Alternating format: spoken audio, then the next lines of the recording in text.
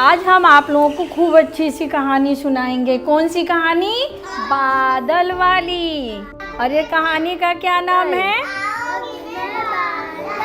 अब ये हमने किताब खोला है ना। छोटे बच्चों को कहानियाँ सुनना बेहद ही पसंद होता है, इसीलिए प्रारंभिक बाल्यावस्था शिक्षा में आंगनवाड़ी कार्यकर्त्री द्वारा कहानी सुनाना और बच्चों द्वारा कहानी का सुनना दोनों ही बेहद ही रोचक गतिविधि होती है। अब कितने बादल हो गए? कहानियाँ सुनने से बच्चों में सामाजिक, भावनात्मक, रचनात्मक, सौंदर्यात्मक और भाषा के कौशल जैसे विकास होते हैं। बादल किसने किसने देखा है? बादल देखी हो ना। बच्चे कहानियों से ज़्यादा सीखते हैं। हम बोलते हैं आवाज़ से, कोयल की आवाज़ या जैसे भी, तो हम कहते बच्चे आपने सुना है क्या? तो बच्चा सोचता है कि हम जल्दी बता दें, हम जल्दी बता दें। बच्चा बताने की कोशिश करता है, इधर उधर ध्यान नहीं लगाता है।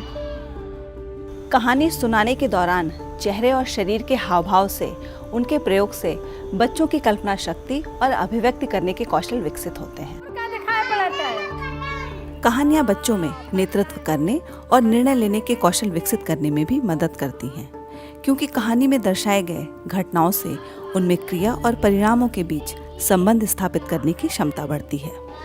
चार बादल क्या सोचने लगे? क्या छाया?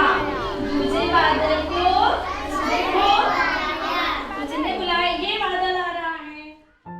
आंगनवाड़ी केंद्र में कार्यकर्त्री द्वारा कहानियाँ, चित्रों से भरी कहानी की किताब, किसी खिलौने, कठपुतली या बिना किसी सामग्री की सहायता के मौखिक रूप से भी सुनाई जा सकती है।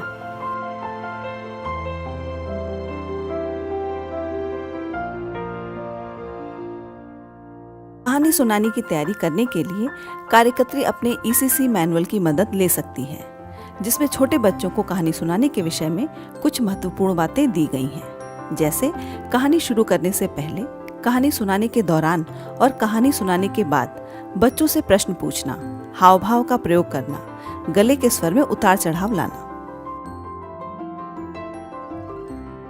इसके साथ साथ कार्यकर्त्री उत्तर प्रदेश बाल विकास सेवा एवं पुष्टाहार विभाग के YouTube channel ICDS Uttar Pradesh की बाल कहानियां प्लेलिस्ट में दर्शाए गए ऑडियो बुक से कहानी सुनाने के तरीकों को सुन सकती हैं, जिन्हें बाद में वह भी केंद्र पर बच्चों को कहानी सुनाने के समय शामिल कर सकती हैं। रास्ते में एक दुकान के सामने गीता को एक मुर्गी और उसके बच्चे दिखे। गीता बहुत खुश हो गई और वह उनके पीछे पीछे जाने लगी। तभी माँ ने सब्जी की दुकान पर जाने के लिए उसे बुला लिया और गीता माँ के साथ चली गई।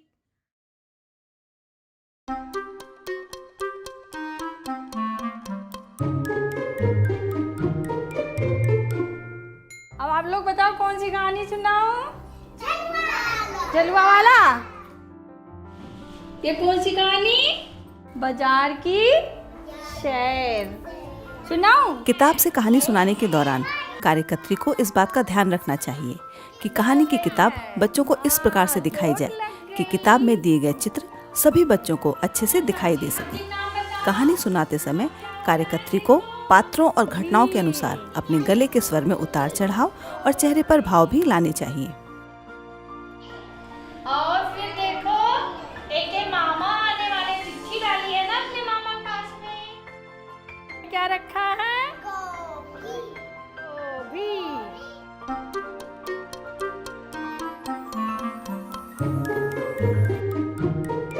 और पेड़ पर का राहत है? पेड़ का लागत है?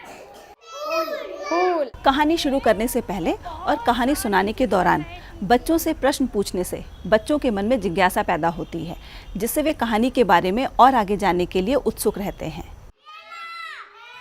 प्रश्न पूछते समय कार्यकर्त्री को ध्यान देना चाहिए कि पूछे जा रहे प्रश्न ज्यादातर खुले प्रश्न हों और कहानी में रोचकता बढ़ाने वाले हों, ताकि बच्चों की कहानी में रुचि बनी रहे।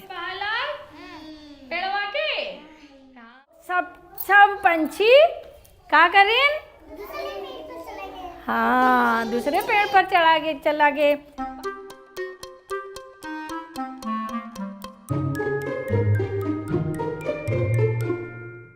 बिना कहानी के किताब की कहानी सुनाते समय आंगनवाड़ी कार्यकर्त्री को ऐसी कहानी का चयन करना चाहिए जिसमें बहुत ही कम पात्र हों और घटनाएं भी बहुत कम हों। इसके साथ ही कहानी की समयावधि भी बहुत कम होनी चाहिए जिससे बच्चे कहानी से जुड़ सकें और उस पर अपना ध्यान केंद्रित कर सकें। आज हम आप लोग को एक बहुत सुंदर कहानी सुनाऊंगी। मौखिक कहानी सुनाते समय कार्यकर्त्री को अधिक से अधिक चेहरे के हाव भाव और आवाज में उतार चढ़ाव और अपने शरीर का प्रयोग करना चाहिए जिससे बच्चे कहानी में सुनाए गए पात्रों और घटनाओं की कल्पना कर सकें।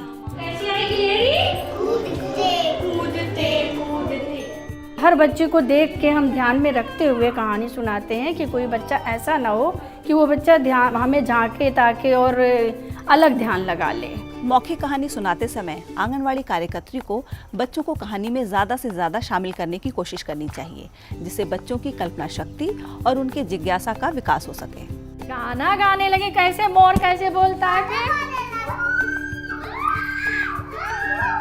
चलो अब कहानी खत्म हो गई ना, मजा आया।